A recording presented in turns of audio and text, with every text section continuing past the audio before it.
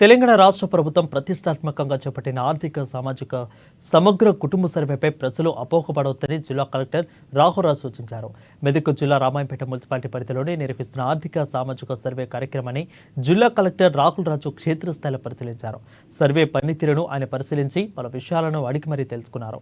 Municipality పరిధిలో ఆర్థిక survey మందకొడిగా జరగడంపై అసహనం వ్యక్తం చేశారు. సిబ్బందిని కేటాయించి సర్వే నిర్దేశించిన ప్రకారం చేపట్టాలని మున్సిపల్ అధికారులకు సూచించారు. ఇక తెలంగాణ రాష్ట్ర ప్రభుత్వం చేపట్టిన సర్వే పట్ల ప్రజలు అపోహలకు చెందవద్దని అన్నారు. కొందరు అవాంతరాలు సృష్టించడానికి ప్రయత్నిస్తున్నారని తెలిపారు. ప్రభుత్వ పథకాలను ప్రజలకు చేరవేయడం కోసమే ఈ ఆర్థిక సామాజిక సర్వే కార్యక్రమాన్ని చేపడుతున్నామని, ఈ అవకాశాన్ని ప్రజలు సద్వినియోగం చేసుకోవాలని సూచించారు.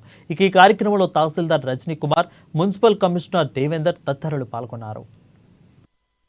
ప్రజలందరూ కూడా ఏ అపోహ లేకుండా కూడా ఇన్ఫర్మేషన్ అంతా కూడా షేర్ చేయవచ్చు. సో కొద్దిమందికి కొన్ని అపోహలు ఉన్నాయి. సో మేము కరెక్ట్ ఇన్ఫర్మేషన్ ఇస్తే మాకు ఏమైనా వెల్ఫేర్ స్కీమ్స్ ప్రభుత్వం నుంచి వచ్చేటివి అంతా కూడా రద్దు అవుతాయేమో అనేది కూడా కొద్దిమంది కావాలనేసి అపోహలు క్రియేట్ చేస్తూ ఉన్నారు. సో ప్రజలందరూ కూడా విజ్ఞప్తి ఏంటంటే, ఇది ప్రభుత్వం ఎందుకు చేపడుతూ ఉందంటే కూడా welfare schemes, socio economic welfare schemes అవన్నీ కూడా ఇంకా మెరుగుపరిచి ప్రజలకు ఇంకా మంచి విధంగా ఎవరైతే అర్హులు ఉంటారో వాళ్ళందరికీ ఇంకా మంచి విధంగా అందించడానికి ఫర్ బెటర్మెంట్ ఆఫ్ స్కీమ్స్ గురించి మనం ఈ డీటెయిల్స్ అంతా కూడా తీసుకుంటున్నాం. కానీ దీనివల్ల ఎవరికైతే ఆల్రెడీ స్కీమ్స్ వస్తూ ఉన్నాయో దాంట్లో నుంచి వాళ్ళని తీయడానికి మాత్రం ఈ ఎక్సైజ్ కాదు.